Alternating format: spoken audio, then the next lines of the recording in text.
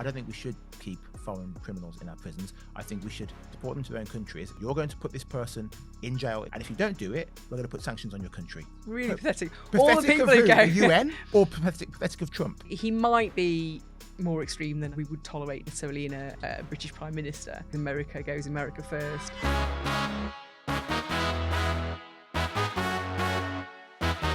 Welcome to Friday's edition of the Daily Expresso. I'm JJ Anisiobi, and this is Daily Express Associate Editor Sam Lister. Gaffer, you're looking good in red. Oh, thank you. I That's thought my I'd brighten boss. it up. Yeah, Is you can that say allowed? it. I'll put it in the HR file, don't worry. Right, it is Friday. It's my favourite part of the week. Time for us to get stuck into your comments. Whether you liked what we said or you think we're talking rubbish, it doesn't matter. We want to hear from you. We want to hear your opinion. So like, share, subscribe, and get commenting on all of our videos. It was another mad week on Expresso, from bombshell policy plans to missing swans to huge speeches at the UN. We covered a lot of ground. We had great guests, although one of you had an issue with our debutante, Gawain. You didn't like his haircuts. So Studio 999 said, someone buy the man a comb. Sam, is that a fair comment? Poor Gawain. I mean, Gawain is a man who has a singular look, you know, he's very distinctive. You can spot him from, 50 paces. I don't think he's going to be brushing his hair anytime soon. I quite liked his style. Yeah, very Because, distinctive. He's going his own way, and that's a good thing. Now, Gawain is a Reform Board member, and we actually got him on the show to react to a huge policy announcement that could have a massive impact if Reform gets in. Nigel Farage announced his plan to abolish indefinite leave to remain at a press conference on Monday, and it's something I still haven't quite got to grips with, especially when it comes to exactly what this would mean and who it's going to affect. There was no shortage of comments from you guys on this announcement. Here's a couple. Corona said, what Nigel is talking about is what countries like Denmark have done already, cutting handouts, granting only temporary residency, making it harder for extended families to join them, and it has worked. The number of illegal migrants crossing into Denmark has plummeted. Sam, do you agree with that comment from Corona? Yeah, I think I do, actually. I think this is one of those issues where there are always going to be personal circumstances. I know, obviously, you've talked about your own situation where it is going to throw up problems, and that is clear. But we have a really big problem here where, as a nation, we are one of the richest nations in the world, but it doesn't feel like it for people living here. And actually, our welfare bill is just ballooning, and we have to do something about it. And this is not just an issue that Reform have been banging the drum on. The Conservatives have also been doing quite a lot of work on this. Katie Lamb, who is one of their kind of rising stars, she's been working a lot with Us as a Paper and a website on this issue. And I'll just read a few stats. Well, she's saying that in the 24 years up to 1997, net migration was 18,000. And then in the 24 years since, it's 5.2 million. And the point she's making is that actually a lot of the people who are coming here aren't actually coming here to work. They are dependents. They've come on humanitarian visas. They're students. They're on family visas. And so her point is, if you take that 5.2 million, although there's lots of stats saying that actually people who migrate to the UK, they do kind of pay for themselves in terms of their earnings and contributions, actually it's everyone around them who is costing a lot of money. So if you come and you're working, but you bring 4 or 5 people with you and they're not, that's where the problem is. Okay. And also she's pointing out that you're the most expensive you will ever be to the state in the last few years of your life. And so if a lot of people come here and they don't pay tax, or even if they do just earn a kind of low wage, they're never really going to pay enough into the system to ever really cover that bill at the end of their life. So I think there is a big problem here, and I think Reform and the Conservatives are both obviously very acutely aware of that. I disagree with Corona on this comment about countries like Denmark have done it already. My grandmother's was Danish. I go there probably twice a year still. They have made immigration tougher, but they haven't just completely cut handouts. What they've done is say, we're only going to accept a certain amount of asylum seekers every year. And once they take in, they push the Danish culture on them heavily. Things like that we take for granted, things that happen in Denmark that we don't do over here, for example, when you get to the traffic lights for a crossing, you wait for the red light to go. You don't just cross because the roads, even if there's no traffic, you have to wait for the red light. That's just the culture. That would drive me mad. Sorry. then you're not welcome. No, never move to Denmark. I'm too impatient. Things like in London, I see this all the time. Cyclists going through red lights. Yeah, I mean that is in bad. Denmark. Yeah. No, people very would shun you. law-abiding. Yeah, they're very Yeah. law-abiding, and they push all of that culture onto Yeah. anyone who moves there, which I think is. And a good way does of that doing work it. then? Yeah, it does work. Okay. Yeah, the Danish culture is preserved. My grandmother moved there speaking only English and Portuguese, and then was fluent in Danish within the first 5 years because Wow, another okay. thing they have to do is Yeah. learn Danish to be part of the society. I think we could do some of those things here. That sounds. I mean, I think that's the problem, isn't it? Actually, people don't have a problem if people integrate and come over, work hard, and integrate into our society. I think nobody has a problem with that. Yeah. It's when you see people who don't make any effort to kind of integrate, live almost like parallel lives, and play the system. That's what winds people up. So I think if we could foster some greater sense of integration, that would be a really good start. But that said, the numbers at the moment are just too big. I think that we need to sort out the numbers, and we do need to focus on integration. So do they cap asylum numbers in Denmark? So because that's a big thing that people want to do over here, but we're told no, you can't do it because of human rights laws, and So people have a right to seek asylum, and you can't cap that. So how do they do it? Do you know? they just ignore. They just ignore that. Yeah, they just Which a ignore lot it. of European nations do. Yeah. But we always gold plate all the rules, and that's part of the problem. Yeah. Denmark, Italy, and I think 6 or 7 other countries have written letters to European courts saying we don't want to do this. You're hurting our country by trying to make us abide by your laws. Yeah. Which I think they have a point. Fair enough. And it's proof is in the pudding. I love Denmark. Yeah. It's super safe and it's super clean. Yeah. We've got a lot to learn. Yeah. Another comment on this from Cynical2 said, interesting, but this could get very messy. I'm an ex-UK serviceman, served 25 years and I'm now retired. I'm also a dual national, UK/US. My wife of 40 years is a Dutch national with an ILR visa. We live in the UK and have done since I left the military. She works for the NHS. Has done for the past 30 years. We own our own house and have never claimed a penny in welfare benefits. She has no intention of ever applying for a UK passport. The Dutch don't allow voluntary dual nationality, so she would have to give up her Dutch passport, and that will never happen. Well, this is very similar to my scenario. Yeah. My wife is American. If by Nigel Farage is thinking she has to then give up her US passport and take up a British one if she's going to stay living in this country, plus she's got to earn more than 60,000 a year. This guy, I'm presuming is a man, Cynical2. His wife works for the NHS. When I put it to Gawain that we're going to lose so many staff from the NHS, he was basically saying, well, that's it. It's going to have to happen. I don't agree with that at all. No, I think there's a couple of things. I really hate retrospective rules. Yeah. If people have made a life here and then you're saying, oh, that person of 40 years standing has to leave the country. I mean, that is ridiculous, clearly. And I think imposing things retrospectively is always a disaster. Yeah. So, we just have to kind of have a kind of clean slate approach, I think. But also, actually, this is not, you don't have to leave the country. It's about your access to benefits. So you can reapply for that visa. As long as you're still working, you will get the work visa.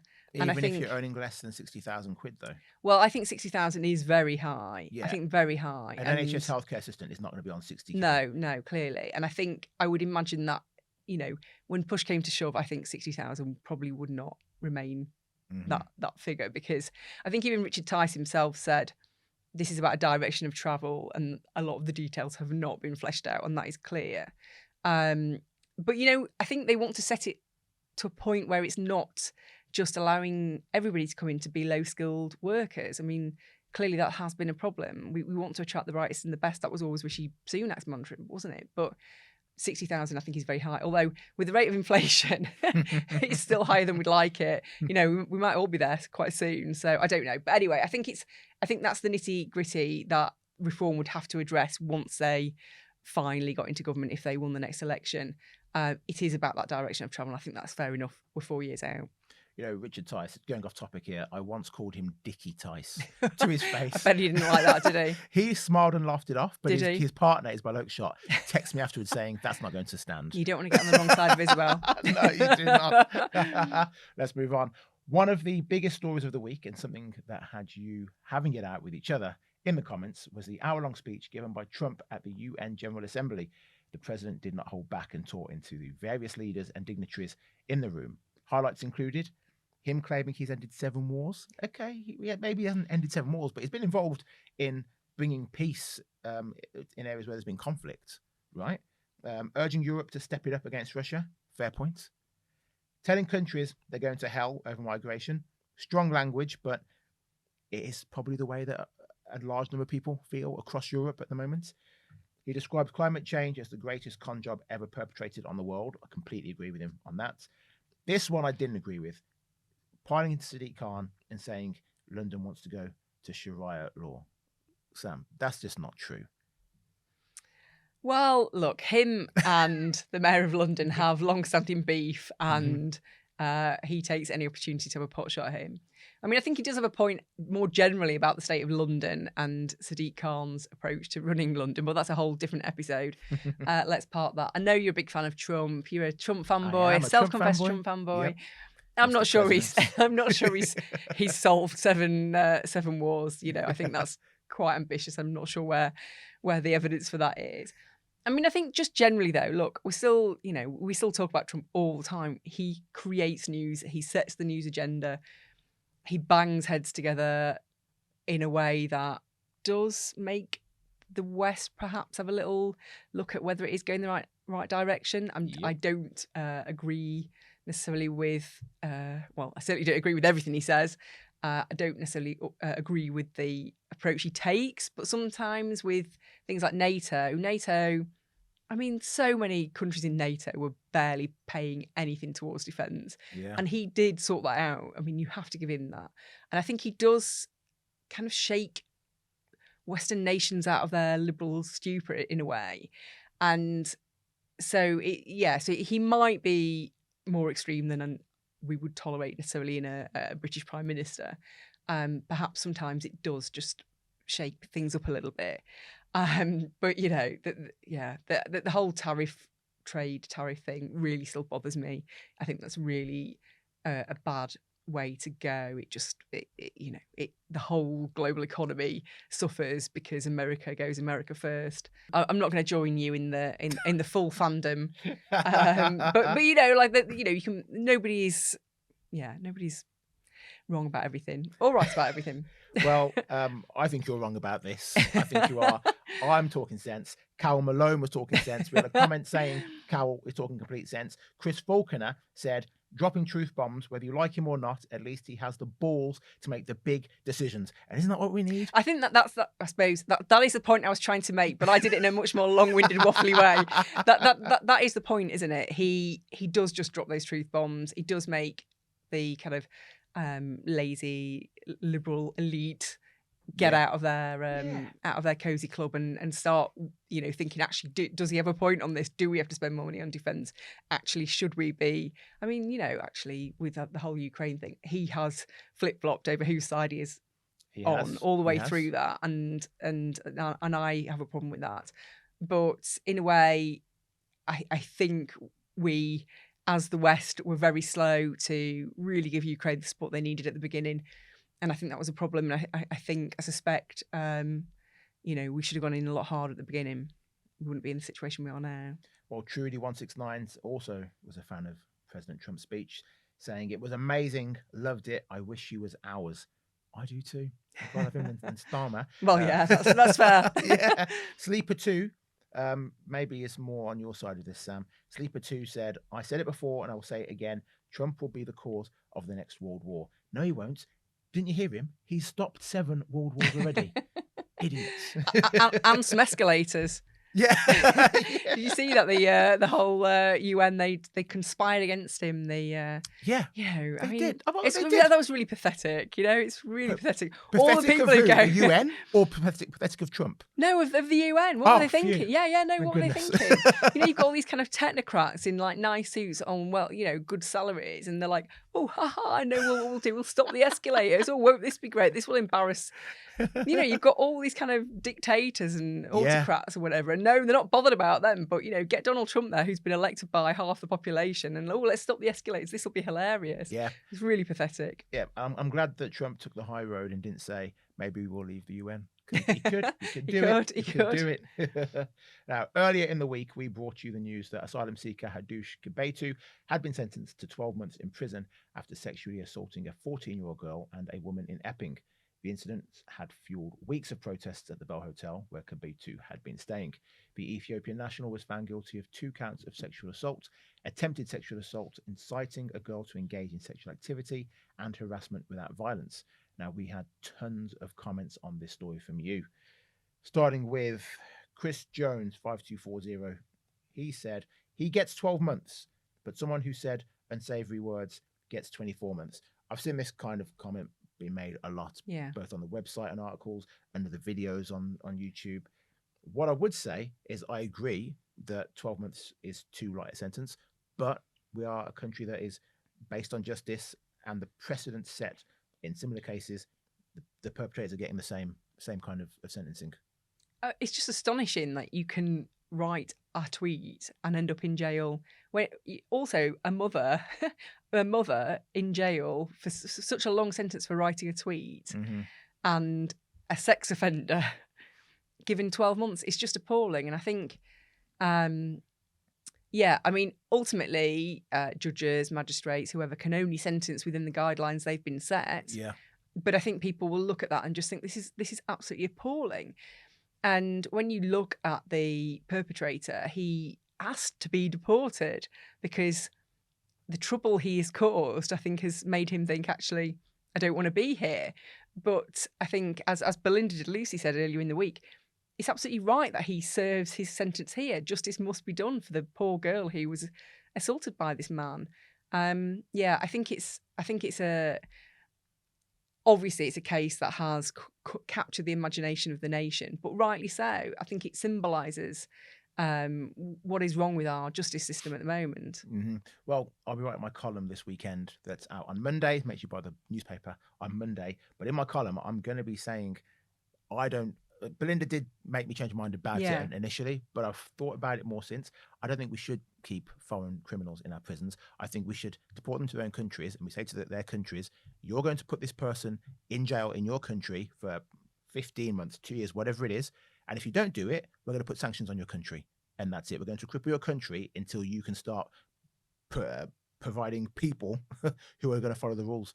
I think we have to use our strength. That's as you say, pretty tough. Yeah. So what? So one guy goes back and they let him out, and then we put sanctions on that nation. Yes. Blimey. Okay. Yeah. make that whole government, whichever country it is, make them. Oh, we cut foreign aid. This guy's from Ethiopia. We give foreign aid to Ethiopia. We say, okay, every time your criminal does something, we're going to take another 100,000 off. That's it. We're putting you to the bottom of the list. Okay, That's this what I think. Fair enough. Well, I'm looking forward to reading this column. We have another comment here from Jack296, who said, I don't usually comment, but when I heard 12 months, that's ridiculous. I'm certainly not a full-form reform swinger, but how the hell is this guy not being deported? This has angered me. Well, Sam, as you said, the guy has to serve time in prison. Otherwise, as Belinda says, crime tourism. I mean, it does feel like that. And one of the comments he made, actually, after he was arrested, was the rules are too strict here. The rules are too strict here. Nuts. But which I think but that illustrates, he just thought it was fine to come over here and harass girls and women. Yeah. He just thought that was fine. He thinks we're in the wrong here because our rules are too strict. I mean, that is just insane. Imagine if I go to, anywhere. Yeah. If I go to France, Germany, America, rob a bank, and then say, actually, would you just send me back to the UK, please? I don't want to be in your prison. Just send me back to the UK. It'll be fine. I didn't realise you had your tough rules about robbing banks. So just put me on a plane back. Absolutely mental. Yeah, crazy. Do you think this is going to stop the protests at the Bell Hotel now? Will locals be calmer? I think possibly, because I think they kind of proved their point. Mm-hmm. I think they achieved what they wanted to achieve. Which was to bring this case to national prominence, and they've done that. So I think probably I would imagine they will die off a little bit. But the issue is not going away. Yeah. So you can take you can take asylum seekers out of hotels, but where do you put them then? Is it into HMOs? So that house down your street suddenly converted into a 5-bedroomed house, and asylum seekers are put in there. There's nothing you can do about that. There is no means of protesting against that. That's going to cause real problems. So this story is not, the bigger story is not going away. Well, another story that is not going away. At the beginning of the week, Express reporter Richard Ashmore travelled to Syria to speak with Shamima Begum, but it didn't go to plan. Just a few seconds into their agreed interview at the Al-Raj detention camp, she walked out and terminated the filming. Now, our video renewed conversation on what has been a divisive topic for 10 years. This was just a strange interaction. She'd agreed to speak to our reporter. He turns up. She comes in the room with a face covering on, sees the camera, and then refuses to answer questions and bolts. But it has sparked the conversation yet again. Mike Sham says, I would imagine she has given up hope. As much as I detest what she knowingly did, her punishment has long exceeded the crime. There has to be some compassion and forgiveness for all. If she was allowed back, I'm certain it would have conditions and she would be monitored. Fair comment. I think if she was allowed back into the UK, the security services would be monitoring her around the clock. She clearly poses some kind of threat that we do not know about. I remember when this all happened, Sajid Javid, who was the Home Secretary at the time, he's not exactly a kind of hardline right winger. Mm-hmm. He's on the kind of more moderate side of the Conservative Party. But he said, if you knew what I knew, you would not let her back. Mm-hmm. And I think that's always stuck with me, really, because clearly there is stuff they know that they cannot share about her. Yeah. But actually, that applies to lots of people, and you can't make people stateless.